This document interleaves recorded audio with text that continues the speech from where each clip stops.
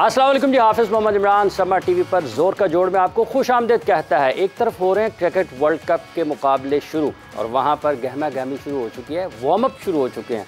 वहाँ पर एक लगेगा जोड़ और यहाँ पर हम उस जोड़ का लगाएंगे ज़ोर कि किस तरीके से वहाँ पर जो जोड़ हो रहा है उसमें किसमें है कितना ज़ोर। उस ज़ोर का हम भरपूर तरीके से जायज़ा भी लेंगे, साथ ही साथ आपको कुछ तारीख़ के जो झरोके हैं, तारीख़ की जो बातें हैं उनसे भी आपको लेकर जाएंगे कि माजी में क्या कुछ होता रहा है। इस वर्ल्ड कप में बहुत कुछ होगा, इस वर्ल्ड कप में बहुत सारी बातें होंगी और आज से हम उन बातों को शुरू कर रहे हैं। और इस शुरू में हाफिज़ मोहम्मद इमरान का साथ दे रहे हैं उमर बशीर। और ऑफिशियली आपको जोर का जोड़ में नाज़रीन हम खुशामदीद कहते हैं, वेलकम करते हैं। क्रिकेट वर्ल्ड कप 2023 में ऑफिशियली एंट्री हो चुकी है। समा टीवी अपने नाज़रीन की खिदमत में हाजिर हो चुका है और एक मरतबा फिर से हमेशा की तरह सबसे बड़े पैनल के साथ, सबसे बड़ी ट्रांसमिशन के साथ हम आपकी खिदमत में हाजिर हैं। वीडियो लिंक पर हमें ज्वाइन करेंगी सवेरा पाशा, हम दोनों के साथ आज वीडियो लिंक पर वो हमारे साथ मौजूद हैं। उसके बाद सवेरा भी हमें ऑफिशियली ज्वाइन कर लेंगी। तो सवेरा अस्सलाम वालेकुम, वेलकम और उम्मीद करते हैं कि आप खैरियत से होंगे। वालेकुम अस्सलाम और आप लोग सबको बहुत बहुत अस्सलाम वालेकुम। जोर का जोड़ की फैमिली एक दफ़ा फिर से साथ मिल बैठी है और इसकी बहुत बड़ी वजह ये है because the biggest event of the year the world cup 2023 is starting. और उसकी शुरुआत से पहले जिस तरह हाफिज़ इमरान ने भी बताया, उमैर ने भी मेंशन किया कि उसकी शुरुआत से पहले कि हम नई मेमोरीज़ बनाएं, उन नई मेमोरीज से पहले जो पिछले वर्ल्ड कप्स हुए उनकी क्या यादगार ऐसी चीज़ें थी, क्या मेमोरीज थी, ज़रा उन पे थोड़ी सी नज़र डालेंगे और फिर हमें अंदाज़ा होगा कि अब हम और कौन कौन सी नई मेमोरीज बनाने वाले हैं। बिल्कुल, और मेमोरीज तो बहुत सारी बनेंगी इमरान। और मेमोरीज से पहले हम आगे बढ़ें क्योंकि मेमोरीज का जिक्र हुआ है तो हम चलते हैं 1975 जहाँ से वर्ल्ड कप का आगाज़ हुआ था। बिल्कुल जी, 1975 की तरफ हम ज़रूर जाएंगे, लेकिन इस तारीख़ में जब आपने 1975 का जिक्र किया है और जब आज हम 2023 में बैठे हैं तो ये सारा जो सफ़र हमने तय किया है इस पर सिर्फ हम आपको सिर्फ खुद ही नहीं बताएंगे बल्कि वो लोग भी हमारे साथ मौजूद होंगे जो इन वर्ल्ड कप मुकाबलों में अमली तौर पर पाकिस्तान का हिस्सा रहे, पाकिस्तान की नुमाइंदगी करते रहे और पाकिस्तान ने उसमें कामयाबियां भी हासिल की हैं। तो इस शो में हमारा साथ दे रहे हैं पाकिस्तान के मारूफ टेस्ट क्रिकेटर, गुगली मास्टर जनाब मुश्ताक अहमद साहब। अस्सलाम वालेकुम मुश्ताक साहब। जी वालेकुम अस्सलाम, बहुत बहुत शुक्रिया आपका, बहुत बहुत शुक्रिया। और जब आप 1975 की बात करते हैं, बहुत पुरानी बात है, लेकिन आज भी जब उनसे बात करते हैं तो लगता है कि बात नई नहीं है क्योंकि बात करने का फ़न बड़े अच्छे तरीके से जानते हैं, क्रिकेट भी बड़े अच्छे खेले हैं। जनाब पीजे मीर साहब, अस्सलाम वालेकुम पीजे साहब। वालेकुम सलाम, बहुत बहुत आपका शुक्रिया। जी उमर साहब। मुश्ताक भाई, इससे पहले कि हम आगे बढ़ें 1975 में जाते हैं, सबसे पहले बताइएगा इस सेट के बारे में, कैसा माहौल आप देख रहे हैं और ये जोर का जोड़, एक नया जोर का जोड़ आ गया है तो इस हवाले से भी बताइएगा। और ये भी बता दो अपने नाज़रीन को, लाला भी आज हम इस शो में आगे जाके ज्वाइन करने जा रहे हैं। तो जी मुश्ताक भाई क्या कह रहे हैं, कैसा माहौल देख रहे हैं? बिस्मिल्लाहिर्रहमानिर्रहीम। मैं आपको सू करूंगा पहले शो के पहले प्रोग्राम में, तो पूछे क्यों? जी जी क्यों? इसलिए कि आपने मेरे अल्फाज को चोरी कर लिया। इस सेट के ऊपर मैंने ऑलरेडी प्लान किया था कि शुरू ही इधर से करना। चले मैं कसूरवार ठहरा। नहीं, कोई बात नहीं, बहुत आउटस्टैंडिंग। इसकी मैं तैयारी करके आया हूँ। जब मुझे पता चला, हारिस को इसका क्रेडिट देना चाहिए जो इन्होंने बड़ी मेहनत का, उनकी पूरी टीम को क्रेडिट देना चाहिए। इसके पीछे कई दफ़ा ना हम कामयाब चीज़ों के पीछे ना जो बिहाइंड द सीन लोग हैं ना उनको याद नहीं करते, असल उनकी गेम होती है। बिल्कुल ऐसे, क्योंकि जैसे हम क्रिकेट मैचेस खेलते हैं, जैसे एशिया कप में आपने देखा उन्होंने जय शाह ने उनको ग्राउंड्समैन को मतलब वो आते $10 लाख इनाम दिए या $1 लाख, $50,000 इनाम दिया। अब ये जो सेट है इसकी रंग बिरंगी जो तस्वीरें हैं, इसके लिए मैं तैयारी भी करके आया हूँ। मुझे जब पता चला, हारिस ने और बिलाल ने बताया, ये ग्लासेस हैं मेरी, ये रंगों को कवर करने के लिए। अच्छा। ये वाली, ये देखें, अब मैंने पहन लिया, अब मेरे आंखें से ठीक है। अब एक स्पोर्ट्समैन को तो मैनेज करना चाहिए ना।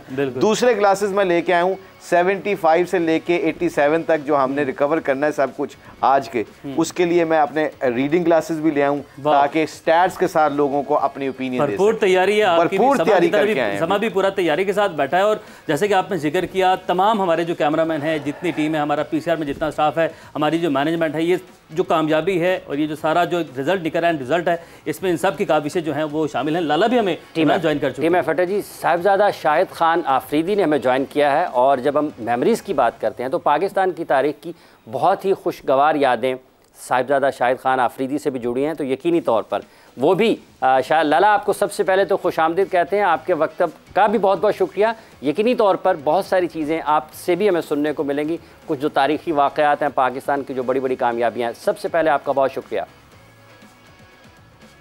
अस्सलाम वालेकुम सारों को, सारे मेरे दोस्तों को वेलकम बैक एक दफ़ा दोबारा।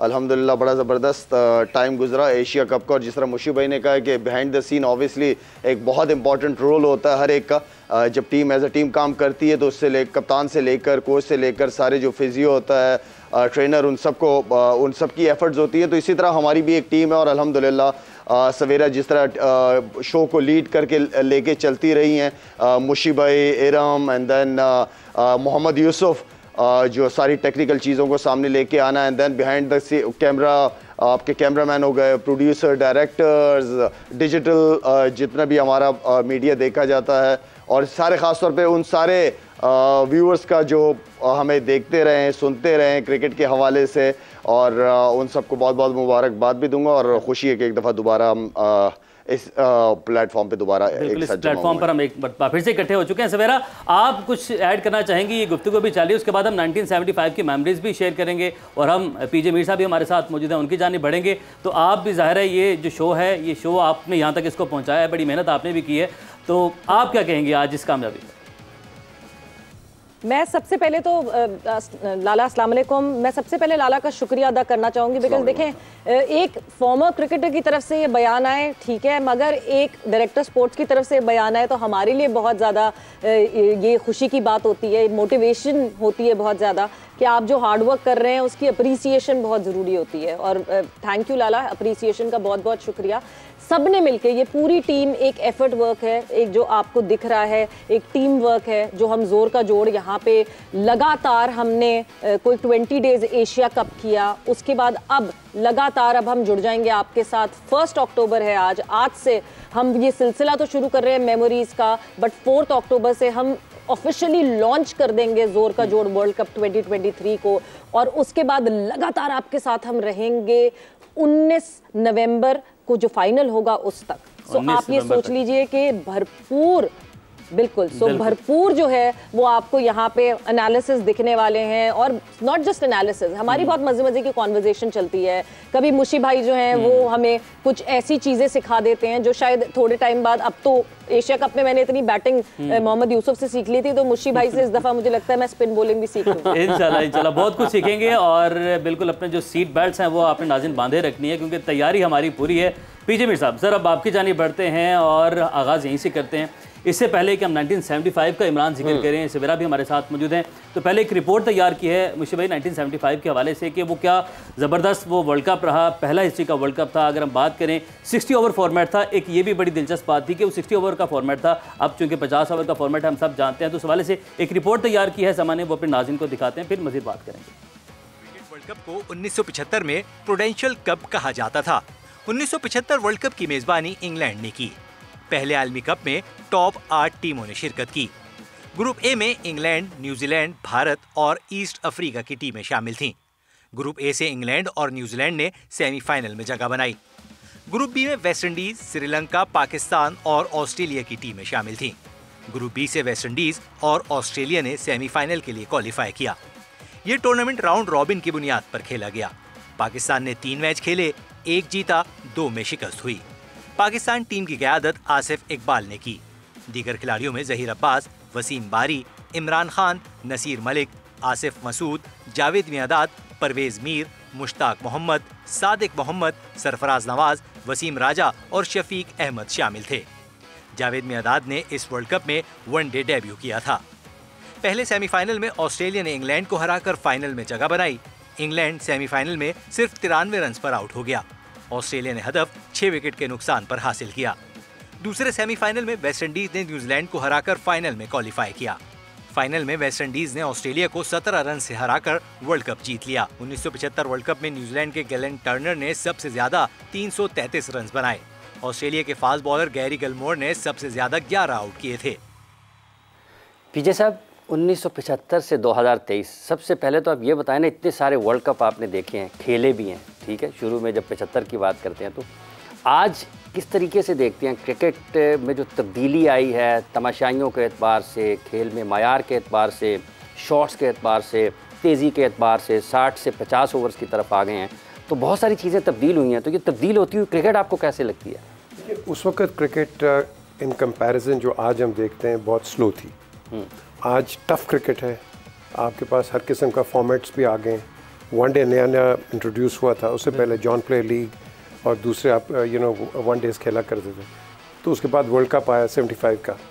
तो 75 का जब वर्ल्ड कप आया तो मैं समझता हूँ कि उस वक्त हम भी इतने प्रिपेयर नहीं थे। हालांकि हम इधर पाकिस्तान में खेलते थे फर्स्ट क्लास और बट नॉट वनडे क्रिकेट। तो उसके अंदर एक स्क्वाड बना, हमारा कोई कैंप भी इतना नहीं लगा, इस तरह ही सिलेक्ट हुए और सिलेक्ट होकर चले गए। बल्कि 3 ही हम नए थे उसके अंदर जिन्होंने खेला था, माई सेल्फ, मियादाद और इमरान। तो ये जब हम गए वहाँ तो हमें तो पता भी नहीं था कि इंग्लैंड की कंडीशंस क्या होती हैं। तो मुझे याद है कि जब हम एजबास्टन में प्रैक्टिस कर रहे थे तो इस तरह था कि मैं किसी कारपेट के ऊपर भाग रहा हूँ, कालीन, क्योंकि घास इतनी होती थी। तो यहाँ रड़े घास ही कोई नहीं। तो वहाँ जाके आपका एक टोटल ट्रांसफॉर्मेशन। तो आपको अपनी टेक्निक, आपको अपनी हर किस्म की बॉलिंग पॉइंट ऑफ व्यू से you had to change yourself, batting point of view से भी आपने अपने आप को चेंज करना। तो ये मैं समझता हूँ कि ये बड़ा एक मुश्किल एक वक्त था।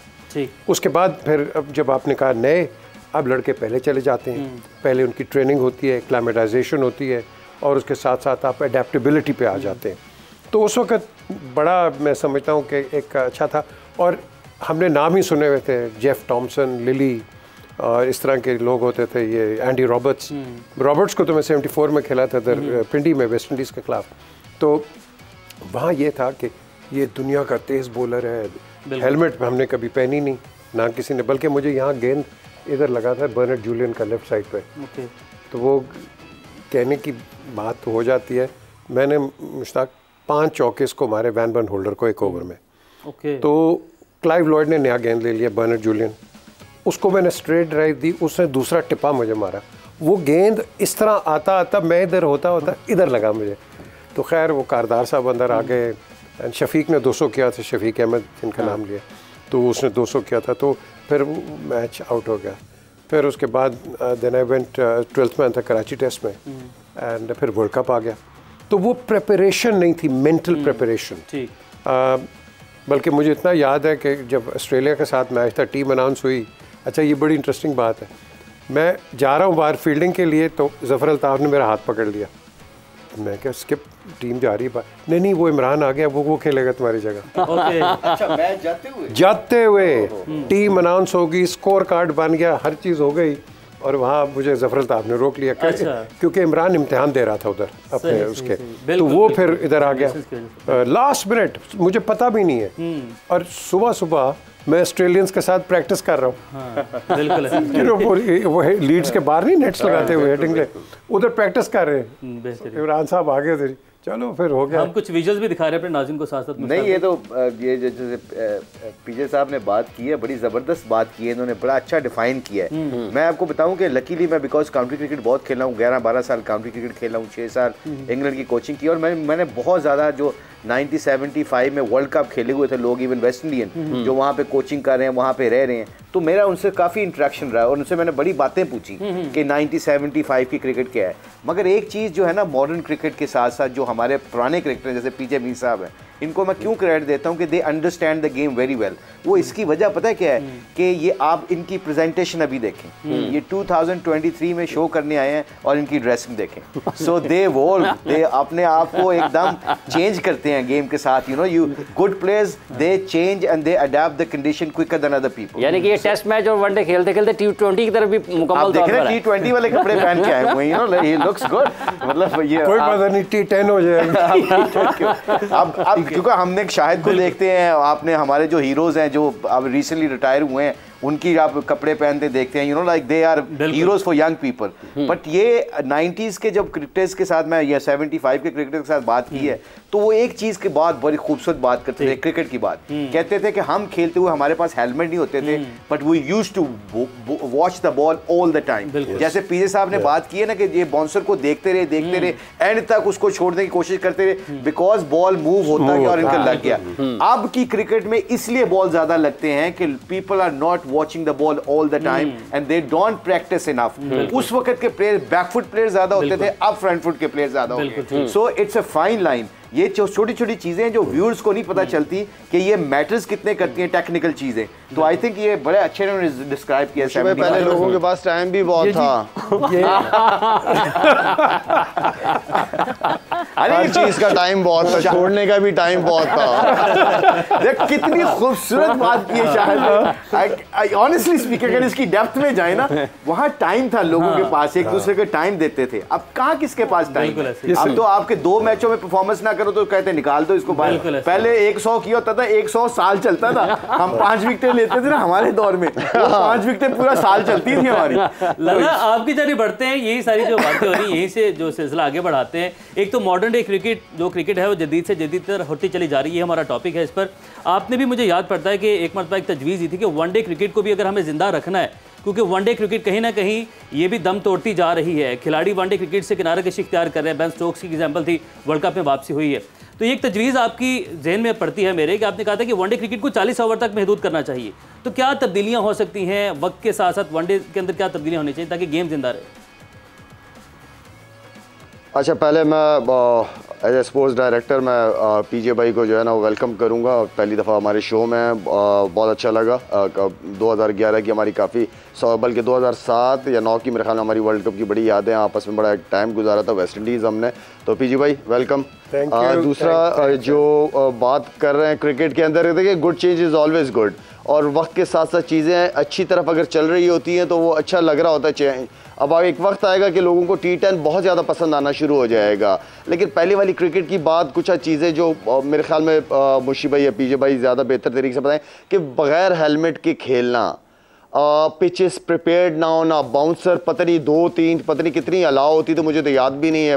बाउंसर कोई वो ही नहीं होती थी, कोई लिमिट ही नहीं होती थी। तो ये थाई पैड नहीं होना, तो आई मीन बहुत बड़ी बात होती थी, ये बहुत बड़ी बात होती थी खेलना। अब तो मेरे ख्याल में आप हेलमेट के पीछे गर्दन पे भी आपने सेफ्टी लगाई हुई होती है।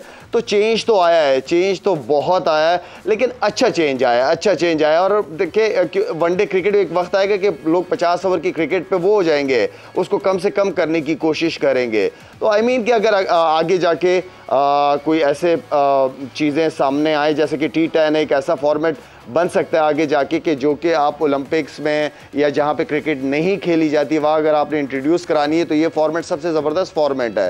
तो कहने का मतलब है क्रिकेट बहुत चेंज हुई है, अच्छी चेंज हुई है, अच्छी तरफ गई है। जो पहले जेंटलमैन क्रिकेट कहा जाता था गेम, वो अब हकीकत में नहीं रही वो चीज़, लेकिन इट्स अ गुड चेंज। जो भी हो रहा है, जो भी चेंजेस आई हैं वो अच्छी लग रही हैं, लोग इंजॉय कर रहे हैं, लोगों के लिए लोग इंटरटेन हो रहे हैं उस चीज़ से, तो इट्स गुड इनफ।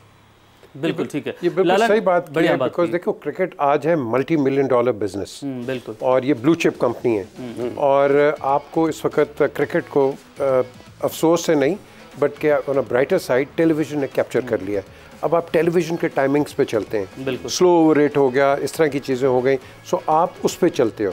और उसके साथ साथ यार मुझे तो 35 पाउंड मिले थे वर्ल्ड कप खेलने के, आज पता नहीं कितने होंगे, खुदा जाने, but that is a good sign. बिल्कुल that is a good sign है। एंड द थिंग इज़ कि अगर आप ये तरक्की ना करें, हमारे लड़के क्या करते हैं, मैं अभी भी आज भी क्रेडिट देता हूँ अब्दुल हफीज़ कारदार को, जिसने बैंकिंग की क्रिकेट शुरू कराई, और यू नो इंस्टीट्यूशंस की क्रिकेट शुरू कराई, और अब आई थिंक प्राइम मिनिस्टर ने दोबारा शुरू कर दिया कि हम डिपार्टमेंटल क्रिकेट आएंगे। सो किसकी बहाली हुई? आपकी हर लेवल की, आपका करियर बन रहे हैं, आपको एक प्लेटफॉर्म मिल रहा है। क्रिकेट बैट्स आज अफोर्ड कर नहीं सकते, क्रिकेट के बॉल्स अफोर्ड नहीं कर सकते, तो आपको एक वेन्यू मिल रहा है। तो बिल्कुल ये चेंज है, और इसी चेंज से आज हम नए लड़के हम इस चेंज के ऊपर भी बात जो है वो हमारी जो गुफ्तगू है वो जारी है। सवेरा भी हमारे साथ मौजूद है। सवेरा में ब्रेक की जाने बढ़ना है, ब्रेक के बाद हम बात करेंगे। पीजे मीर साहब, आपसे मैं पूछना चाहूँगा, एक सुनील गवास्कर की इनिंग थी, लेकिन ब्रेक के बाद क्योंकि वो जो उन्होंने 36 रन की इनिंग खेली थी, पूरी इनिंग 60 ओवर वो क्रीज पर मौजूद रहे, इस पर बात करेंगे इस ब्रेक के बाद। Stay with us.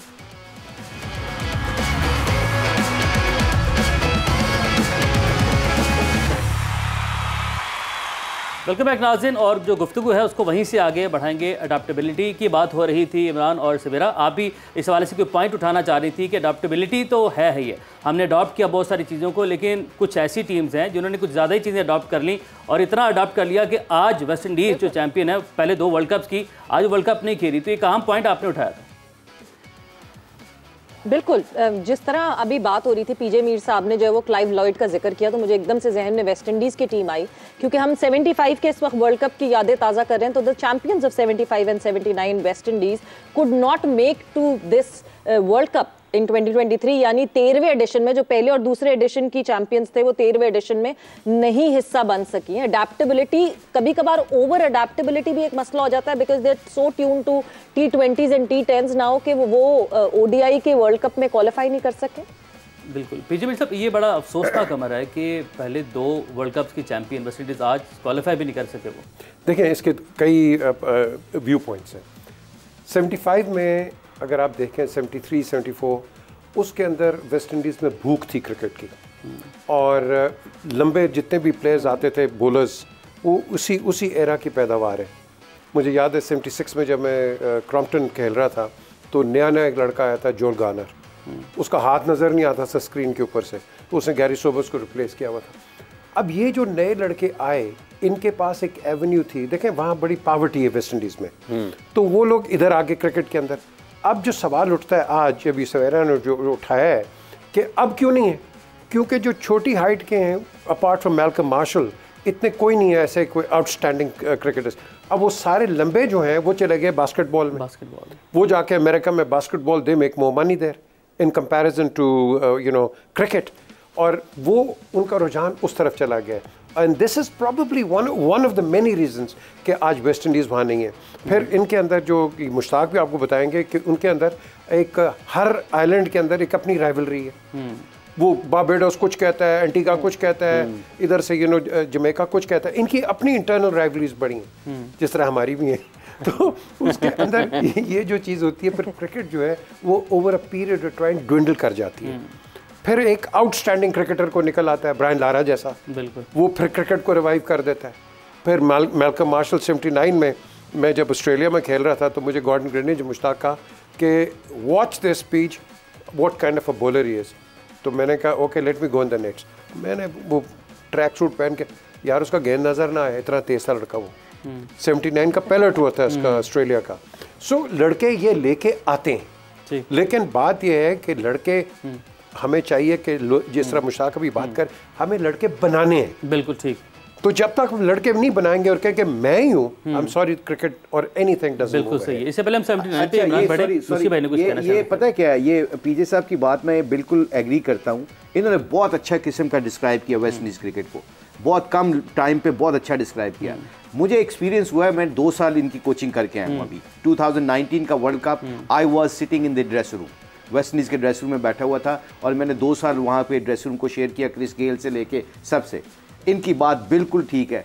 Politically, every island to every island they have their own player. वो अपना ओन नहीं करते वेस्ट इंडीज टीम को। I am sorry to say this, harsh reality है, but this is the reality. अब क्या करते हैं, पैसा IPL वालों ने वेस्ट इंडीज क्रिकेट बोर्ड को फेंका है, 10% उनको पैसे देते हैं to let the player go to play IPL, because West Indian player एक फ्लेवर बन चुका है, एक ऐसा ब्रांड बन चुका है कि जो उनके प्लेयर जाके जिस लीग में भी खेलते हैं वो लीग को उठा देते हैं। उनके एक्शन, उनके आउट करने के स्टाइल, उनकी पावर हिटिंग, उनकी fast bowling, you can name whatever you want to, but the end of the day जो स्टोरी है ना, वो इसलिए वहां पे उनकी क्रिकेट नीचे चली गई है कि उन्होंने बेसिक्स को छोड़ के पैसे के पीछे चले गए। उनकी ऑर्गेनाइजेशंस भी, उनके आइलैंड्स भी और उनके प्लेयर्स भी।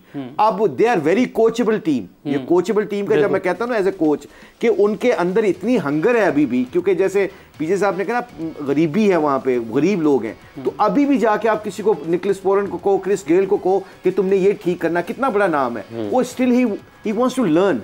मगर क्या करते हैं कि जब उनको कहते हैं ना कि उनके गोल्स डिफरेंट हो चुके हैं, पैसा इतना आ गया 2010 में, 2020 में, they don't bother to play red ball cricket. आप रेड बॉल क्रिकेट नहीं खेलते, बाउंसर्स को नहीं खेलते, आप 2020 में भी एक्सपोज होना शुरू हो जाते हैं। सो ये गेम जितनी मर्जी 75 से लेके till the day of judgement, जिसकी बेसिक्स तगड़ी होंगी वही प्लायर कामयाब होगा, जो मर्जी कर। तो 79 की जाने बढ़ते हैं अब इसके। बिल्कुल। अच्छा 75 से पहले ये मैं एक थोड़ा सा स्टैट्स लेके आया हूँ। मैंने प्लान करके आया था कि जो ये 75 की टीम है ना जो वेस्ट इंडीज जीती है, अब एजेस को देखना, एक एक वर्ल्ड कप के सारी चैंपियंस जो टीमें ना उनकी एज देखनी है आपने। ये कितना मैटर करता है कि आपने टीमों को जब बनाना होता है उनकी टीमों के एज ग्रुप कैसे होने चाहिए, सीनियर और यंगस्टर्स का कितना मैचअप है।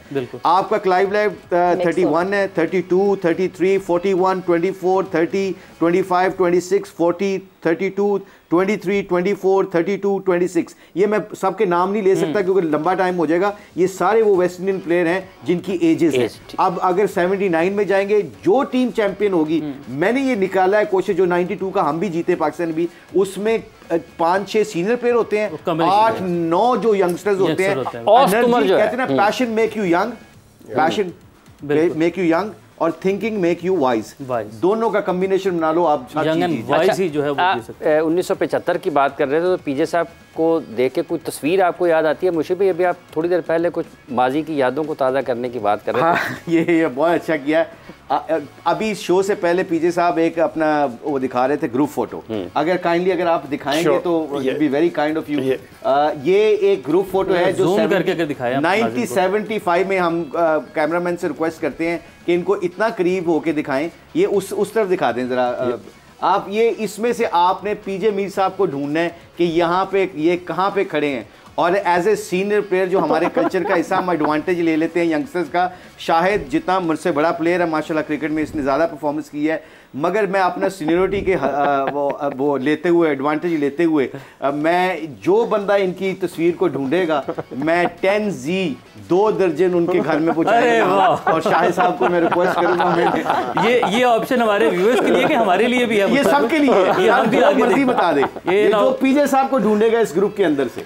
चले फिर इसको हम ब्रेक में जाके देखते हैं। हम 79 पे इसके साथ ही डिस्कशन जो है अपनी शिफ्ट करते हैं, और ब्रेक में जब जाएंगे तो फिर मीर साहब आप हमें मौका दीजिएगा, हम भी आपको ढूंढते हैं। और वैसे मैंने शायद से पूछा नहीं था ये मुझसे शायद पैसे ही ना मांग लीजिए। थैंक यू, आपने बहुत सारे मोबाइल दे दिए, अब 10Z देने की बारी है। चले जी, 75 के ऊपर जो है डिटेल डिस्कशन हुई है, डिस्कशन हमारी इसी तरीके से जारी है। 79 जो वर्ल्ड कप है उसके हवाले से भी बात करेंगे, और उसके चैंपियन भी वेस्ट इंडीज ही थे, तो उस वर्ल्ड कप के हवाले से भी एक रिपोर्ट तैयार की है समा ने, वो आपको दिखाते हैं, फिर बात करेंगे। वर्ल्ड कप की मेजबानी भी इंग्लैंड ने ही की। इस वर्ल्ड कप को भी प्रूडेंशियल कप का नाम ही दिया गया। 1979 वर्ल्ड कप में भी 8 टीमों ने शिरकत की। ग्रुप ए में इंग्लैंड, पाकिस्तान, ऑस्ट्रेलिया और कनाडा की टीमें शामिल थीं।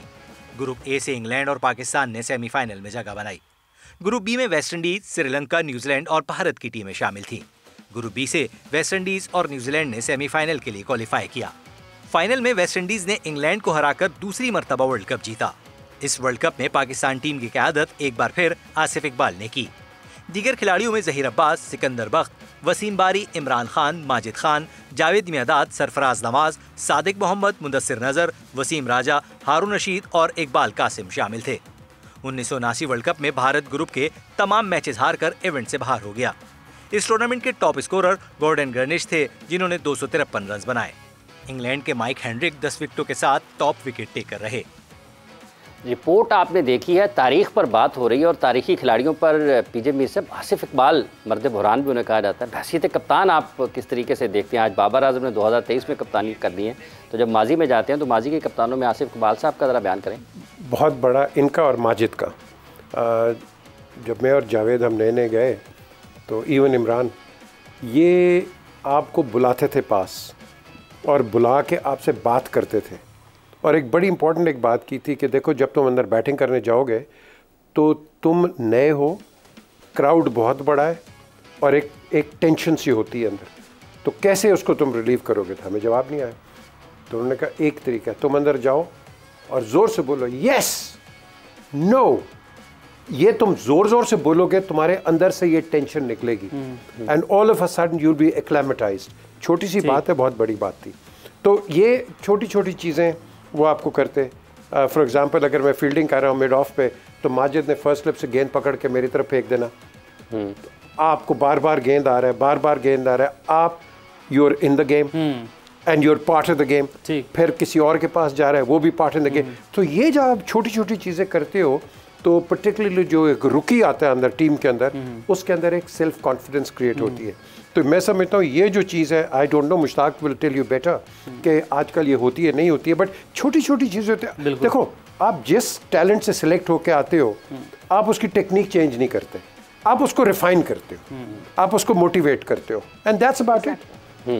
वो उस वक्त मुझे याद है ज़हीर अब्बास के जी बड़ी बैक लिफ्ट है, ये करेगा वो 274 कर गया, 271 कर गया, वो कहाँ बैक लिफ्ट कही भाई, उसको आउट करना मुश्किल हो जाता था।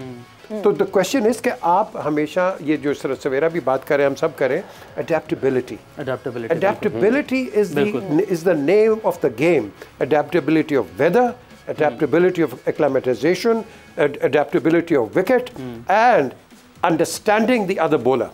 बिल्कुल ठीक। डोंट, हमारे मुल्कों के अंदर क्या पूरी दुनिया के अंदर होता है कि आप नाम को खेलते हो, नाम को मत खेलो, बॉल को खेलो। सवेरा को बात करना चाह रहे हैं। बिल्कुल, पीजे मीर साहब ने जो बात की है ना, ये उस बात को डबल करती है जो ब्रेक पे जाने से पहले मुशी भाई बात कर रहे थे, दी एज ब्रैकेट्स। किस तरह सीनियर जूनियर का कॉम्बिनेशन एक टीम में जरूरी होता है। आपने माजिद खान साहब की बात की, he was there to guide you, he was there to tell you कि जी जब पहली दफा फील्ड में जाएंगे तो क्या करेंगे, किस तरह वो प्रेशर रिलीज करेंगे। Talking about our current team right now, ये इतने क्लोज हैं सारे, एज वाइज ये प्लेयर्स इतने क्लोज हैं कि कभी कभार जब हम देखते हैं कि किसी सिचुएशन में बाबर फंसता है तो होता ये कि कौन बताएगा बाबर को, क्या बाहर से मैसेज पहुंचवाना पड़ेगा। अंदर कोई ऐसा इतना सीनियर एक्सपीरियंस प्लेयर नहीं है जो कि शायद बाबर के प्रेशर को रिलीज कर सके और उसको हेल्प आउट कर सके। मुशी भाई, आप कुछ इनपुट देना चाहेंगे? बिल्कुल, आई थिंक ये बड़ा वैलिड क्वेश्चन है और ये इन्होंने बड़ा अच्छा, एज ए सेड, इन्होंने एक बहुत अच्छा तरीके से व्यूअर्स को डिस्क्राइब कर रहे हैं पीजे मीर साहब। उसकी वजह पता है क्या है कि आज भी मुझे याद है कि मैं कुछ अरसा क्रिकेट खेलना हूँ 90s में, शाहिद अफरीदी वगैरह के ग्रुप के साथ भी, जिसमें अजहर महमूद, शोएब अख्तर, मोहम्मद यूसुफ। हम जब किसी प्लेयर को देखते थे ना कुछ सुस्त है, he is not connecting with the game, जब हम देखते थे ना वो गेम के साथ कनेक्ट नहीं है, तो जैसे पीजे साहब ने कहा ना, तो हम उसकी तरफ बॉलें फेंकने लग जाते थे। बॉल मोइन के पास आती थी या राशिद के पास आती थी, वो स्लिप वाले को देता था या पॉइंट वाला। अब शायद कई दफ़ा यकीन करो, मैं अगर स्क्वायर लेग पे फील्डिंग कर रहा हूँ, वो पॉइंट से सीधा मेरी तरफ फेंक देता था कि मुशी भाई is not lively today. You know, हम शायद को देखते थे, शायद अगर कोई आउट हुआ है जल्दी या उसके बॉलिंग अच्छी नहीं हुई तो हम शायद की तरफ बॉलिंग मारते थे, हम एक दूसरे को जगाते थे। ये छोटी छोटी चीजें होती हैं, प्रोएक्टिवली आपकी टीमों को उठा देती हैं, और वो कब करते हैं, when you are connecting with the game. और गेम के साथ हम वो हमारी जितने भी 90s के क्रिकेटर और पुराने क्रिकेटर्स थे, वो गेम को बहुत जल्दी वो कर लेते थे, क्योंकि पता क्यों, हमारे पास कोचेस नहीं होते थे। We have to see the players has to do the coaches role also same time, अपनी परफॉर्मेंस के साथ साथ यंगस्टर्स को भी ग्रूम करते थे। ये बहुत बड़ा फैक्टर था। जी लाला कुछ कहना चाह रहा है? मुशी भाई, मुझे ओवरऑल जो बात हो रही है, थोड़ा सा मैं भी इसमें कंट्रीब्यूट करना चाहूँगा, क्योंकि हम अपने आप को रखना चाहिए सामने। हम जब नए टीम में आए थे तो हमारे सारे सीनियर्स थे, बहुत सीनियर्स थे, जिनकी वजह से, और अल्हम्दुलिल्लाह इतने अच्छे सीनियर्स थे कि जिनकी वजह से हम काफ़ी लंबा अरसा खेले हैं क्रिकेट। और उसकी वजह ये थी कि हमने उनसे ऑफ द फील्ड भी वो हमें साथ रखते थे, और ऑन द फील्ड ये होता था कि हमें सीखने को ये मिलता था कि मैच को, हारे हुए मैचेस को जीतना किस तरह है, फाइट किस तरह करनी है, ग्राउंड के अंदर जो सिचुएशन है उसको रीड करके किस तरह मैच को पलटा जाता है। तो ये सीनियर्स के होने से बहुत ज़्यादा फ़ायदा होता है। बड़े बड़े क्राउड में पहली दफ़ा ऑस्ट्रेलिया जा रहे हैं, इंग्लैंड जा रहे हैं, डिफरेंट है, कभी गए नहीं, लेकिन उनके साथ रह के बहुत कुछ आपको सीखने को मिलता है। तो सीनियर और जूनियर का जो कॉम्बिनेशन है, जो आजकल मैं समझता हूँ कि एक बहुत ज़रूरत है हमारी टीम में, वो मिस कर रहे हैं। जैसे सवेरा कह रही है कि बाबर को अगर प्रेशर आता है तो कोई ऐसा नहीं है सीनियर के वो उसको रिलैक्स करे या कोई अच्छा मशवरा दे। तो आई मीन कि बड़ा अच्छा कॉम्बिनेशन रहता है हमेशा सीनियर और जूनियर। अच्छा कॉम्बिनेशन रहना भी चाहिए। और डिस्कशन इमरान हमारी ऐसी तरीके से जारी है, हमें ये कॉम्बिनेशन के हवाले से भी बात करनी है, एक्सपीरियंस और यंगस्टर के हवाले से भी बात करने के भी वक्त ब्रेक का। हमारे साथ रहिए।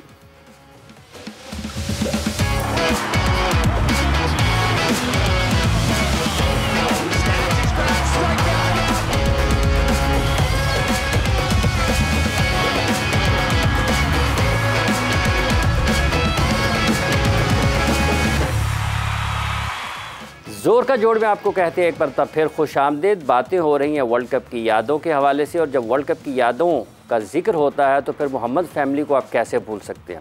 हमारे नुमाइंदे, समा के नुमाइंदे हुज़ैफ़ा खान ने बात की है सादिक मोहम्मद साहब से। क्या उनकी यादें हैं, आइए आपको सुनाते हैं।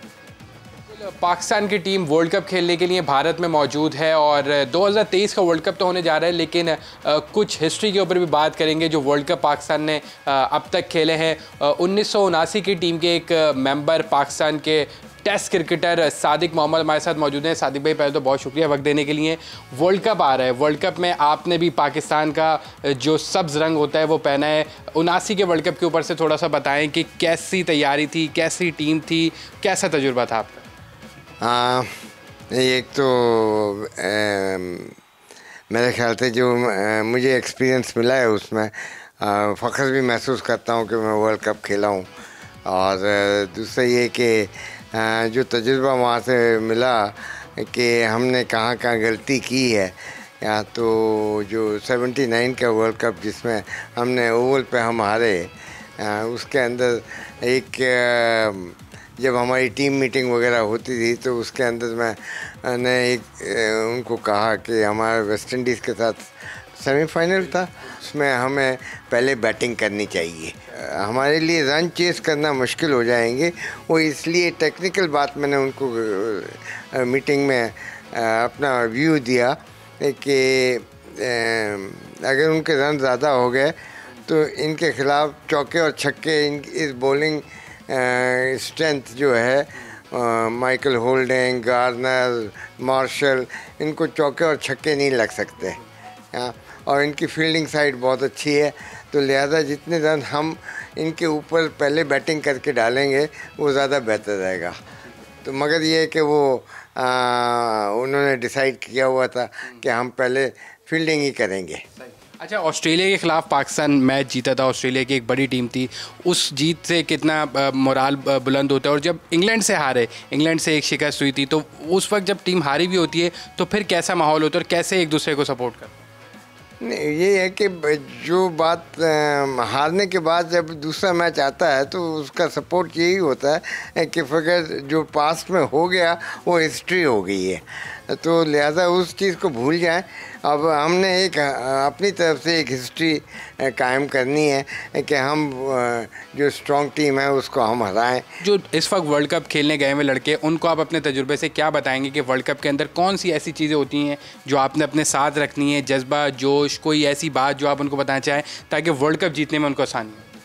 सबसे पहली बात तो मैं ये अपने तजुर्बे से ये कहूँगा कि रन रेट जो है या स्ट्राइक रेट के पीछे ना जाएं। अगर 40 पे कोई आउट भी नहीं है, 4 रन का या 5 रन का भी अगर एवरेज है तो उसको मेंटेन करें। फिर बाकी जो 30 ओवर के अंदर उसको आप 5.5-6 के ऊपर ले जाएं, मगर विकेट्स इन हैंड होंगी, बैट्समैन इन हैंड होगा तो हम 300-350 रन करेंगे। टेस्ट क्रिकेटर और 1979 की वर्ल्ड कप टीम के मेंबर सादिक मोहम्मद को आपने सुना, उनका ये कहना है कि पहला हदफ ये होना चाहिए कि 50 ओवर खेलें, डेप्थ में लेके जाएं, जल्दी ना करें, स्ट्राइक रेट का ज़्यादा ना सोचें, और जब चेस कर रहे हो तो कोशिश ये करें कि पावर प्ले, जो पहला पावर प्ले हो उसमें अपनी विकेट नहीं दे। तो ये यूज़फुल टिप है जो एक test cricketer world cup team के मेंबर की तरफ से पाकिस्तान टीम के लिए दी गई हैं। हम उम्मीद करते हैं कि पाकिस्तान इस वर्ल्ड कप के अंदर शानदार कारकर्दगी दिखाए। जी, लिविंग लेजेंड सादिक मोहम्मद साहब समा के नुमाइंदा हुज़ैफा से वो गुफ्तगू कर रहे थे, उनकी जानिब से बात की जा रही थी, उन्होंने अपनी यादें भी शेयर की, और साथ ही साथ हमारी टीम जो अभी वर्ल्ड कप के लिए इंडिया में मौजूद है, खेलने के लिए वहाँ पर मौजूद, उन्हें टिप्स भी दी जा रही थी। तो नाज़रीन, हम 79 के हवाले से बात कर रहे हैं और सवेरा हमारे साथ मौजूद है। सवेरा, आप भी कुछ ऑब्जर्वेशन अपनी है और 79 के हवाले से कुछ बातें आप करना चाह रही हैं?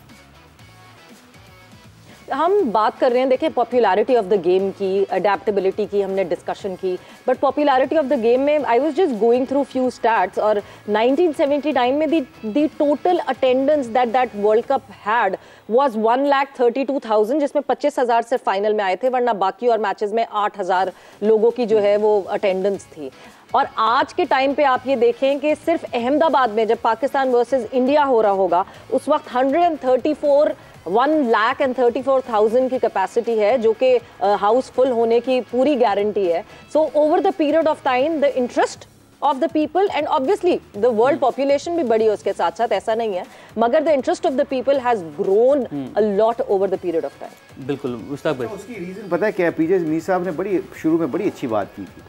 ये एक बिजनेस बन चुका है, you know, like it's become a very big business, you know, like जो आप देखें मीडिया को डिजिटल के ऊपर आपके स्पॉन्सरशिप कितनी मिलती है। सो ये तो एक तो ये रॉकेट साइंस तो कोई है नहीं कि, क्योंकि लोगों को पता है कि आप इतनी हाइप क्रिएट कर देते हो थ्रू मीडिया के, like people want to go and watch that, specially India Pakistan matches, Australia England के matches. So coming back to 79 और 75 की बात जो हम कर रहे हैं, इसमें 2-3 चीज़ें मुझे जो मैं if I go back to my memories और जितने भी इन प्लेयर्स के साथ मेरी इंट्रैक्शन हुई है, मुलाकात हुई है, उनसे पूछा गया तो एक लीडरशिप का बहुत बड़ा आला एक मकाम होता था उनके। क्लाइव लाइड को आप देख लें, विव रिचर्ड से लेकर जितने भी इनके साथ लड़के खेलते थे, दे वर वेरी बहुत मुश्किल लोग थे ये फास्ट बॉलर जो थे ना, जोल गार्नर वगैरह, पीजे मीर साहब बेहतर बताएंगे मेरे से, क्योंकि इनका मैं जो इनके साथ जितनी भी मुलाकात हुई है ना, दे वर वेरी वेरी वो अथरे नहीं होते लोग जो लाइक कंट्रोलेबल नहीं थे। तो क्लाइव लाइड ने इनके ऊपर लीडरशिप ऐसे की थी कि he used to get lots of respect in the dressing room as a leader.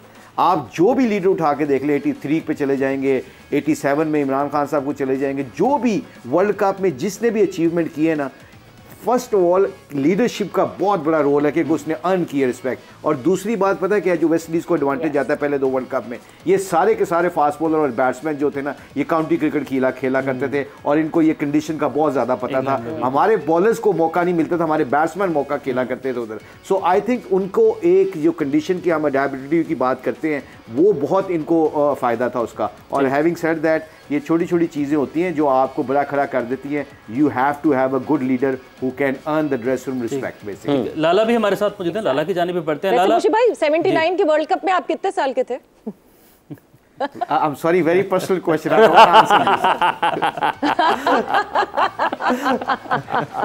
ठीक है लाला, आपकी जानिब बढ़ते हैं, वही अडॉप्टेबिलिटी की बात चल रही है। Never ask a woman and थोड़ा बहुत जो रिलीजियसली मौलवी होते हैं उनसे कभी एज का नहीं पूछा करते। नहीं, आप क्रिकेटर क्या है, फिर इसको क्रिकेटर ऐड कर देते हैं। क्रिकेटर सीनियर क्रिकेटर से कभी अपनी एज नहीं पूछा करते। बिल्कुल ठीक है, बिल्कुल ठीक है। लाला, बात हो रही है क्रिकेट के हवाले से, ज़्यादा क्रिकेट खेलने के हवाले से और एक्सपीरियंस के हवाले से, काउंटी क्रिकेट के हवाले से, डोमेस्टिक के भी हवाले से।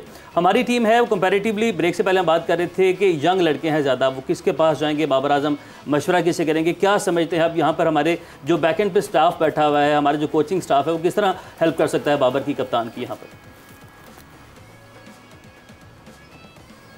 देखें, बाबर को क्योंकि काफ़ी अरसे से कप्तानी कर रहे हो पाकिस्तान, यही सेम लड़के ही हैं उसके सर्कल में। ज़्यादा मेरा नहीं ख्याल कि कोई ज़्यादा चेंज देखा है मैंने ये लास्ट 2-3 साल को, 3 सालों के अंदर। तो आई थिंक काफ़ी एक्सपीरियंस्ड 3 साल पाकिस्तान टीम की कंटिन्यू कप्तानी कर अथॉरिटी के साथ। तो आई थिंक वो एक चीज़। दूसरा, बाबर के साथ जो आज मिकी का मैंने देखा है कि मिकी भी पहुंच गया वहाँ पे, एनजी भाई जैसे लोग उनके साथ हैं। तो ये एक आई थिंक इनका रोल मिकी का बहुत ज़्यादा इम्पॉर्टेंट रहेगा। बाबर की इसलिए कि बहुत बड़े इवेंट पे खेलने गए, हमारे ज़्यादातर लड़के इंडिया पहली दफ़ा गए, नो डाउट प्रेशर होगा और प्रेशर का ही खेल है इंटरनेशनल क्रिकेट, उसको किस तरह हैंडल करना है, वो सारा जो है वो जो सीनियर स्टाफ गया हुआ है उनका काम है कि वो कप्तान के साथ बैठ के और कप्तान की भी जिम्मेदारी है कि अपने साथ जो सीनियर प्लेयर्स हैं उनको ऑन बोर्ड ले, उनके साथ खानों पे जाए, उनके साथ प्लान बनाए, सुबह शाम फिल्म देखें, नमाज़ें पढ़ें, जो करना है साथ बैठ के। बाबर को अपने उन सीनियर प्लेयरों को वो कॉन्फिडेंस देना पड़ेगा। कप्तान को पता चल जाता है कि उसके मैच विनर्स कौन कौन हैं, तो मेरे ख्याल में उनको करीब रख के उनके साथ प्लान, क्योंकि ग्राउंड के अंदर बाबर ने टीम को लेके चलना है। तो हर वक्त जो 2-3 लड़के 4 लड़के बाबर के साथ नज़र आए हर विकेट गिरने के बाद, और इसी तरह जो मैनेजमेंट है उसका बहुत इंपॉर्टेंट रोल रहेगा कि बाबर को कहीं पे भी गिरने ना दे, उसके स्ट्रॉन्ग रखे। बाबर की बॉडी लैंग्वेज जो है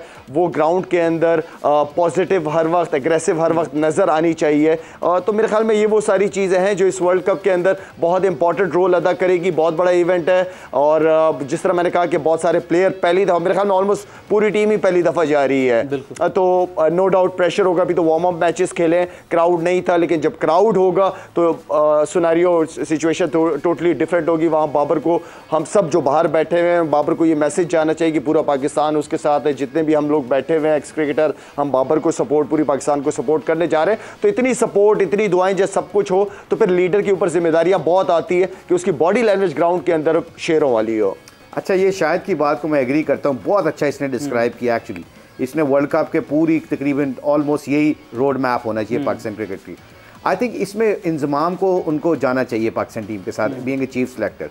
उसकी वजह पता है क्या है कि one, he was a captain for Pakistan team और कुछ वर्ल्ड कप खेले हुए हैं और जीते हुए वर्ल्ड कप टीम का हिस्सा रहे हैं। अच्छा, इससे क्या होता है कि आपने वो कुछ देखा होता है कैसे जीतते हैं, कैसे हार से निकलते हैं। तो आई थिंक ये एक्सपीरियंस कई दफ़ा जो हमारा कोचिंग स्टाफ है ना, great coaches, they are very good coaches, but वो उन्होंने वो टेस्ट नहीं लिया वर्ल्ड कप खेलने का, उनको वो एक्सपीरियंस नहीं कि अगर कोई बुरा मैच जा रही तो उससे निकलना कैसा है। तो आई थिंक पाकिस्तान को इसमें थोड़ा सा जैसे एशेज में करते हैं, कभी को स्टीव वॉ को 2 हफ्ते के लिए बुला लेते हैं, कैम्प में ड्रेसिंग रूम में बिठा देते हैं, जो यंगस्टर्स होते हैं उस प्रेशर को हैंडल करने के लिए कभी आप शुएब अख्तर को बुला लें, कभी आप शाहिद को बुला लें, कभी आप यूसुफ को बुला लें, कभी सकलैन को बुला लें। इनकी वजह से क्या होता है कि आपकी जो लड़के होते हैं ना, एक तो इनकी रिस्पेक्ट है इनके दिल के अंदर, और दूसरा पता है क्या है, ये always they will tell them how to score runs, how to come out from the failure and how to manage even success। ये बहुत मैटर करती है बैलेंस बनाना। तो आई थिंक ये एक्स क्रिकेटर्स का बहुत बड़ा रोल होता है। जी मुशी भाई, यहाँ पे जो क्योंकि लीडर ही होता है जिस पे सबकी नज़रें होती हैं, कोच के ऊपर बाद में नज़रें आती हैं, लीडर के ऊपर सारी नज़रें होती हैं। अगर हम 92 की वर्ल्ड कप की बात करें तो आपका लीडर तगड़ा था, आपकी टीम तो हिम्मत हार चुकी थी। मुशी भाई बेहतर तरीके से बताएंगे, लड़के तो हिम्मत हार चुके थे, लीडर जो बात करता था लड़कों को मजाक लगता था, लेकिन उस लीडर स्ट्रांग था, उसने सबको लेके चला और सब किसी की हिम्मत हारने नहीं दी, वरना हम तो हार गए थे 92 का वर्ल्ड कप। अल्लाह तवक्कल जीते या आपका लीडर तगड़ा था तो जिसकी वजह से उसने लड़कों को गिरने नहीं दिया, वर्ल्ड कप जीत गए। असल चीज लीडर है आपका। बिल्कुल, लीडरशिप जो है वो असल बात है। लीडरशिप के हवाले से भी जब हम 92 पे पहुंचेंगे तो वो क्या यादें थी वो भी हम जाहिर है वो एक मरतबा फिर से उन्हें भी ताज़ा करेंगे। वैसे 79 का जो आपको मैं बताना चाह रहा हूँ ना, 79 के भी जो वर्ल्ड कप जीते हैं जो वेस्ट इंडीज, मैं और पीजे मीर साहब हम ब्रेक में ये बात कर रहे थे, 35 एज, क्लाइव लाइट कैप्टन था, 35, 26, 27, 28, 23, 25, 30, 28, 36, 27, 28, 26, 25, 21। आप इनकी एजेस देखें फिर coming back to world cup के बड़े टूर्नामेंट में एज का कितना मैटर करता है कि जी सीनियर प्लेयर्स के साथ यंगस्टर्स का होना कितना जरूरी था। ये दोनों वर्ल्ड कप में आप एजेस को देखें, मैच्योरिटी और यंग यूथ, सीनियर्स और जूनियर्स का हसीन इम्तजाज होगा तो आप कामयाबी की तरफ बढ़ेंगे। अब हम 83 की तरफ बढ़ते हैं पीजे मीर साहब, उसकी भी कुछ बातें आपसे ज़रूर सुनेंगे कि 2 वर्ल्ड कप्स हो गए तो तीसरे वर्ल्ड कप के लिए जो प्लेयर्स थे उनमें कितना जोशो खरोश था, किस तरीके से, क्या आज जैसे वर्ल्ड कप की तैयारियां होती हैं, लोगों की बातें होती हैं, क्या उस वक्त भी इसी तरीके से वर्ल्ड कप की तरफ टीमें जाती थी? लेकिन उससे पहले एक पैकेज है जी, पैकेज की तरफ चलते हैं, फिर पीजे मीर साहब से उनकी यादें जो हैं वो इस हवाले से हम आपके सामने रखेंगे। 1983 वर्ल्ड कप की मेज़बानी इंग्लैंड और वेल्स ने की। इस वर्ल्ड कप को भी प्रूडेंशियल कप का नाम ही दिया गया। 1983 वर्ल्ड कप में भी 8 टीमों ने शिरकत की। इस वर्ल्ड कप में पहली बार डबल राउंड रॉबिन की बुनियाद पर मैचेस खेले गए। ग्रुप ए में इंग्लैंड, पाकिस्तान, न्यूजीलैंड और श्रीलंका शामिल थे। ग्रुप बी में वेस्ट इंडीज, ऑस्ट्रेलिया, जिम्बाब्वे और भारत की टीमें शामिल थीं। ग्रुप ए से इंग्लैंड और पाकिस्तान ने सेमीफाइनल में जगह बनाई। ग्रुप बी से वेस्ट इंडीज और भारत सेमीफाइनल में पहुंचे। पाकिस्तान टीम की क़यादत इमरान खान ने की। दीगर खिलाड़ियों में अब्दुल कादिर, एजाज फ़की, मंसूर अख्तर, मोहसिन खान, मुदस्सिर नज़र, राशिद खान, सरफराज नवाज, शाहिद महबूब, ताहिर नक्काश, वसीम बारी, वसीम राजा, जहीर अब्बास और जावेद मियादाद शामिल थे। फाइनल में भारत ने वेस्ट इंडीज को 43 रन से हराकर पहली बार वर्ल्ड कप जीता। ये वही भारतीय टीम है जिसने 1979 वर्ल्ड कप में एक भी मैच नहीं जीता था। मौजूदा भारतीय बोर्ड के चेयरमैन रॉजर बिनी 18 विकेटें लेकर टॉप विकेट टेकर रहे। इंग्लैंड के डेविड गावर ने सबसे ज्यादा 384 रन बनाए। जी, पैकेज आपने देखा है पीजे में, सब 83 2 वर्ल्ड कप हो चुके थे। जब तीसरा वर्ल्ड कप आया तो उस वक्त क्या लोग इसी तरीके से तैयार थे जिस तरह आज आप देख रहे हैं? हर तरफ गहमा गहमी है, गो के बहुत सारी चीज़ें बदल गई हैं मीडिया के हिसाब से, आपकी कवरेज के हिसाब से, लेकिन खिलाड़ियों का जोशो खरोश उस हवाले से आप क्या समझते हैं? मैं इस पर आपका जवाब देता हूँ। अब आपने पहले कैप्टन्स की बात की, 3 captains, Ian Chappell, Mike Brearley और क्लाइव लॉयड, इन तीनों के पास बड़े, वो कहते हैं ना, तकड़े किस्म के, जैसे मुश्ताक ने बात की कि वो डिफ़िकल्ट टू हैंडल प्लेयर्स होते थे। इन तीनों ने, आप इनका एरा देखें कि किस तरह की, और जिस तरह शायद ने भी बात की, leader is the main person in your team, your captain. So ये बिल्ड करता है। बिल्कुल ठीक। गिरे हुए जिस तरह कह रहे हैं ना, हम जीत गए तो कैप्टनसी को आपने बिल्कुल इसको साइड लाइन नहीं करना। बिल्कुल ठीक है। अब बात आती है कि 83 की बात करते, 83 ये भी ऐड कीजिएगा, प्रूडेंशियल कप, ये लास्ट कप था, प्रूडेंशियल कप कहा जाता था इसमें। मैं आपको बताता हूँ, वो प्रूडेंशियल कप इसलिए था क्योंकि उस वक्त स्पॉन्सरशिप नहीं मिल रही थी और प्रूडेंशियल को वापस खींच के लेके आए थे क्योंकि इसने पहला भी किया हुआ था स्पॉन्सर। तो ये इंश्योरेंस कंपनी है, तो इंश्योरेंस, प्रूडेंशियल इंश्योरेंस, इन्होंने दोबारा इसको स्पॉन्सर किया क्योंकि उस वक्त ड्विंडलिंग हो रही थी, क्रिकेट की जो स्पॉन्सरशिप बिल्कुल ख़त्म हो रही थी। तो ये वापस आए थे, तो रिवाइवल के लिए बहुत ज़रूरी था। उसी वक्त इन्होंने क्विक क्रिकेट भी शुरू कर दी थी। वो बच्चे ग्राउंड में लाल हो गए, इस तरह गिमिक्स। इंग्लैंड के अंदर एक एडवांटेज है इंडिया और पाकिस्तान को। अब वो कहेंगे क्या, अगर इंडिया जीत रहा है तो पाकिस्तान जो है ना वो उसको सपोर्ट करेगा, उसके सपोर्टर्स, और वैसा वर्सा इंडियंस पाकिस्तानी को करेंगे किसी और के खिलाफ। ये सब कॉन्टिनेंट की राइवलरी भी है और ये फ्रेंडशिप भी है। ठीक, ये हमेशा मैंने ये देखा है। और इसको चेंज कर दिया किसने? आपकी नई जनरेशन ने। अब नई जनरेशन जो है इंडिया और पाकिस्तान की, वो इंग्लैंड को सपोर्ट करती है। बिल्कुल सही। ये चेंज हो गया, ये एवोल्यूशन है क्रिकेट के अंदर। So this is a changing thing. अब नेक्स्ट वर्ल्ड कप होगा, वी डोंट नो कौन किसका सपोर्टर है, बट जो जोश है, जो वलवला है, वो उसी तरीके के साथ, जोश और वलवला उसी तरीके से है। और ये हमारा जो जोश और वलवला है, और आपने भी इसी तरीके से हमारे साथ जुड़े रहना। यहाँ पर होता है एक और ब्रेक का, हमारे साथ रहिए।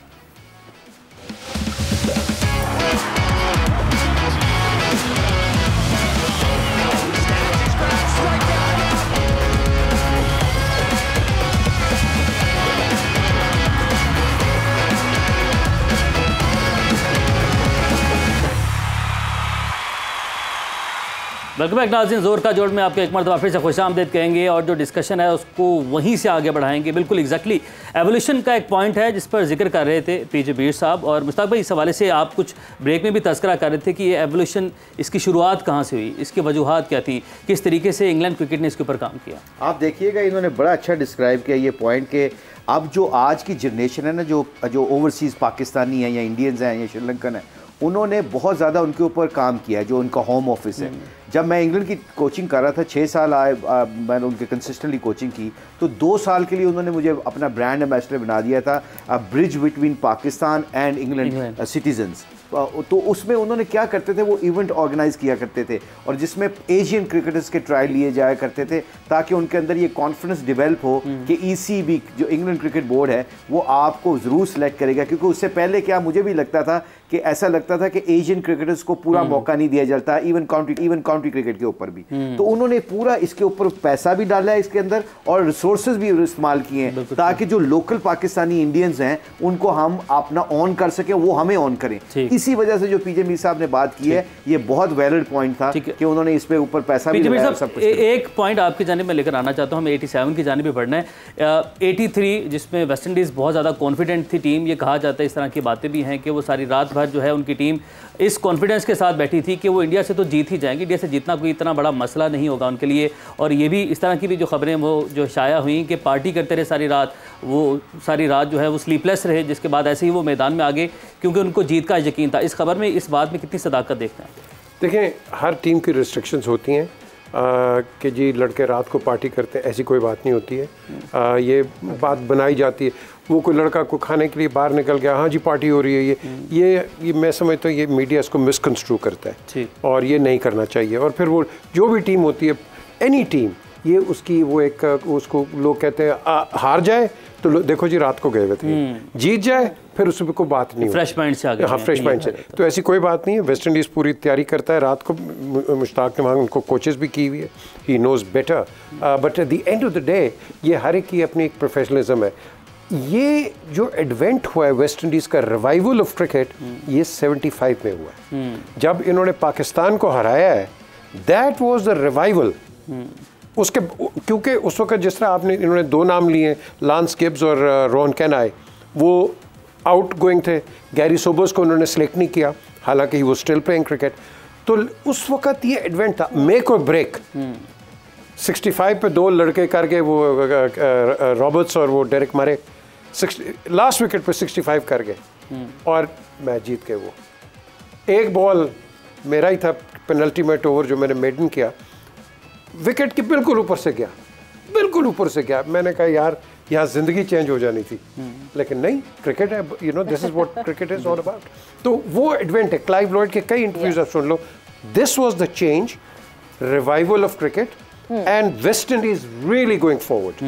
तो ये 83 जो है, I think they were all charged up, लेकिन India, give credit to India, they played very well, particularly Mohinder Amarnath देख लो, उसको कपिल देव को देख लो। I mean, the boys really went up. Even Madan Lal को देख लो आप। तो the thing is कि एक रिदम होता है, एक वो रिदम बन जाता है ना किसी चीज़ का, आप ऑन अ रोल होते हो। ही अंडरस्टैंड में कहता है ऑन अ रोल, तो वो they were on a roll. So roll के अंदर फिर जो मर्जी आ जाए, पर नो वन रियली केयर्स। अच्छा, इसमें एक और चीज़ बड़ी ऐड करनी जरूरी है। मुशी भाई, मैं मुशी भाई से जी पूछिए। हाँ जी, मैं मुशी भाई से एक सवाल, सॉरी कथा कलामी की माफ़ी, मैं मुशी भाई से एक सवाल ज़रूर पूछना चाहती थी कि एक टीम जो कि 79 में एक मैच नहीं जीती, 83 में वो टीम चैंपियन बन गई, मतलब ऐसा क्या हुआ उन 4 सालों में जो एक इंडिया की टीम जिसको लॉर्ड्स की एक्रेडिटेशन नहीं दी गई थी कि नहीं जी जब आप पहुंचेंगे तो देखी जाएगी, और उनके एक्रेडिटेशन में लॉर्ड्स अलाउड नहीं था कि वो लॉर्ड्स पे जाके खेल सकेंगे। अब बड़ा अच्छा सवाल किया Savera, actually I was going to say this thing. तो बहुत बहुत शुक्रिया आपका, बहुत वैलिड क्वेश्चन है ये। आप देखें जो 79 में जो इंडिया के प्लेयर थे ना, उसमें 4 प्लेयर इस 83 टीम के साथ थे, और चारों कौन, जो मैच विनर्स थे, सुनील गावस्कर, विंस सारकर, महेंद्र अमरनाथ और जो उनका कप्तान कपिल देव। ये चारों ने एक टेस्ट 79 में ले लिया होता इंग्लैंड की कंडीशन का। अब इनको बहुत आसान था अपने यंग प्लेयरों को वहाँ पे यूटिलाइज करना। ये एक तो मोमेंटम की जरूरत होती है, जैसे पीजे मीर साहब ने कहा कि यू नीड मोमेंटम। मोमेंटम के साथ साथ आपने टैक्टिकल स्मार्ट मूव्स खेलनी होती हैं, जिसके ऊपर इन 4 सीनियर प्लेयर का बहुत अहम रोल था 83 में, क्योंकि ये 79 में उस टीम का हिस्सा थे जहां पे इनको एक मैच भी नहीं जीते। तो आई थिंक कभी कभी आपको ये चीज़ें जो होती हैं ये आपको पे बैक करती हैं लेटर ऑन। कई दफ़ा आप सिलेक्शन करते हो क्रिकेट बोर्ड्स के, कई दफ़ा आप कहते हो यार he is aged, we should not have him in the team, but some time you have his experience, if he is a good man he can run the show in a different condition और different situations, because उसने experience लिया होता है। तो ये चारों को credit जाता है। कपिल देव ने लीडरशिप भी बहुत अच्छी खेली थी, और उसके साथ साथ इन तीनों सीनियर प्लेयर्स का इन्होंने यूटिलाइज कैसे किया, जैसे रॉजर बिनी को विकेट दिलवाने का तरीका गावस्कर और देखा कपिल देव ने कैसे करवाया। तो ये सारी छोटी छोटी चीज़ें हैं जो आपको एक मोमेंटम के साथ ज़रूरी होती हैं। और उसके साथ अगर आप 2 प्लेयर्स को याद कर लें, 74 में जब 75 में जब ये खेल रहे थे वेस्ट इंडीज़ अगेंस्ट इंग्लैंड 2 पुराने लड़के ले आए, डेविड स्टील और ब्रायन क्लोज। उन्होंने गेंदें खाई, हर चीज़ किया, खड़े रहे विकेट के ऊपर। तो ये बिल्कुल सही बात कर रहे हैं, आपको एक्सपीरियंस विद यूथ मिक्स करके अगर आप आगे जाओगे ना, तो आपका एक बॉन्ड बड़ा स्ट्रांग बनता है, टीम बॉन्ड बड़ा स्ट्रांग बनता है। लाला, आपकी जानिब ये पॉइंट लेकर आता हूँ, और अगेन मैं रिलेट करने की कोशिश कर रहा हूँ कि चीज़ों को हमारे माजी में क्या कुछ होता रहा और आज हम क्या कर रहे हैं। जब हसन अली की सिलेक्शन हुई, सवाल मेरे जहन में ये आया कि जो चीफ सेलेक्टर हैं, कप्तान, उन्होंने कहा कि मुझे एक्सपीरियंस लड़का चाहिए, हम एक्सपीरियंस को लेकर जाना है। उसके ऊपर भी बड़ी तनकीद हुई। तो अगर हम ये बात देखें तो हसन अली की सिलेक्शन आप इसको दुरुस्त समझते हैं, इसका मतलब? देखें, इस हवाले से जितनी भी बात थी वर्ल्ड कप से, मैंने ये अहद किया हुआ था अपने साथ कि जो भी टीम सेलेक्ट होगी मैं उसको आखिरी दिन तक जो है वो सपोर्ट करूंगा। इस वक्त मेरे लिए इस पे बात करना, हाँ मेरी एक चॉइस लाजमी थी, मैं चाहता था कि जमान खान टीम के साथ लाजमी जाए एज अ फास्ट बॉलर, क्योंकि वो नया बॉल भी करता है, पुराना बॉल उससे अच्छा कोई मैंने 2 साल में किसी को करते हुए नहीं देखा T20 के अंदर। तो वो एक लड़का था जो कि मैं समझता था कि वो होना चाहिए था। बाकी इस वक्त जो भी टीम है, अगर कप्तान कॉन्फिडेंट है हसन अली के ऊपर, व्हाई नॉट, बिल्कुल कप्तान को देखना चाहिए, उसकी चॉइस को सामने रखना चाहिए, क्योंकि कप्तान ने टीम को ग्राउंड के अंदर लड़ाना है। तो अगर वो हसन अली की चॉइस है उसको, तो हमारा काम है कि हम कप्तान को और पूरी टीम को आखिर तक जो है वो सपोर्ट करते रहे। आपने जो सीनियर प्लेयर की बात की ना, शाहिद ने जो बात की कि हमें सपोर्ट तो करना ही है। सीनियर प्लेयर्स किसको कहते हैं? Let me define the senior players. एक तो उसके स्टैट्स अच्छे हो, उसने परफॉर्मेंस की हो, और उसके ऊपर उसने अपनी रिस्पेक्ट अर्न की हो, उसको सीनियर प्लेयर कहते हैं। सीनियर प्लेयर ये नहीं है कि मैं और आप सेम ग्रुप के हैं और आप ड्रॉप होते हैं और कम बैक करते हैं, उसको सीनियर प्लेयर नहीं कहता। सीनियर प्लेयर जैसे सुनील गावस्कर की बात 83 की कर रहे हैं, कपिल देव की कर रहे हैं कि 4 साल वो इंडिया को रिप्रेजेंट किया, हमारे पाकिस्तानी है। अब शाहिद है, अगर ये वर्ल्ड कप 2011 की टीम देखी जाए तो इनकी एज काफ़ी सिमिलर थी।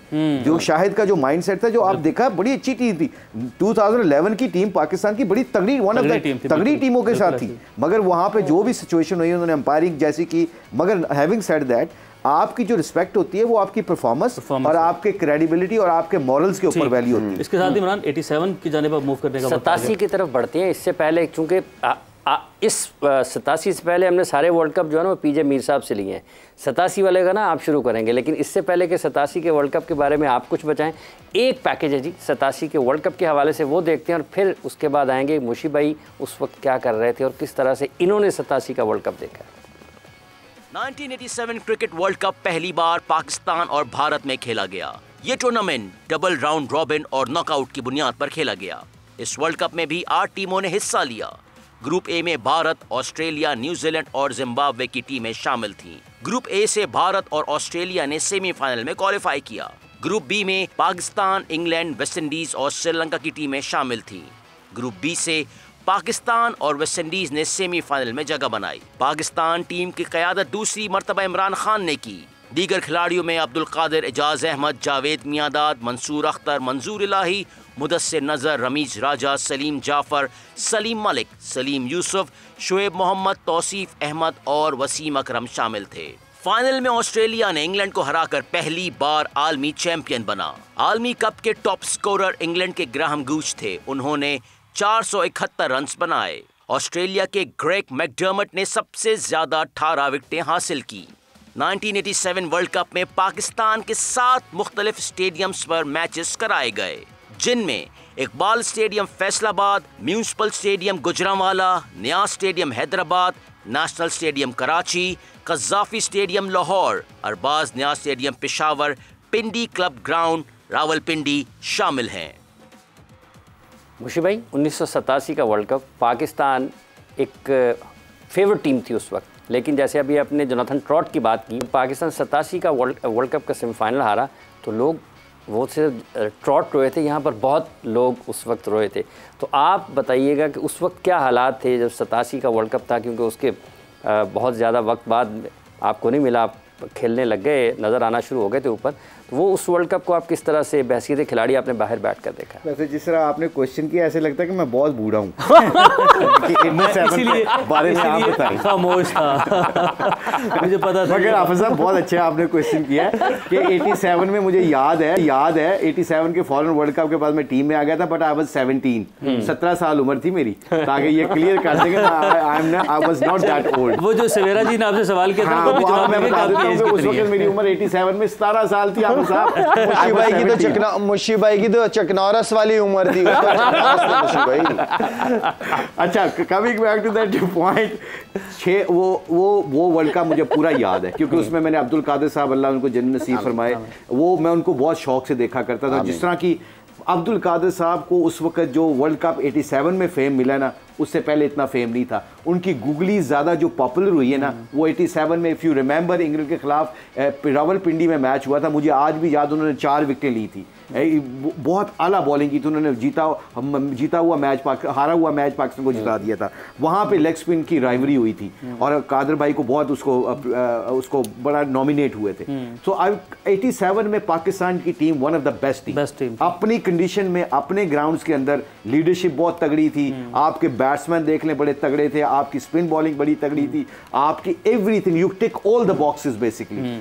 पर ये मोमेंटम की बात होती है, कई दफ़ा यू नो लाइक आप जो क्रूशल मैच, जैसे 18 रन पड़ गए सलीम जाफर को सेमीफाइनल में, वो 18 रन से स्टीव वॉ की वजह से वो उन्होंने मैच जीत गए, हालांकि वो मैच हम जीते हुए थे।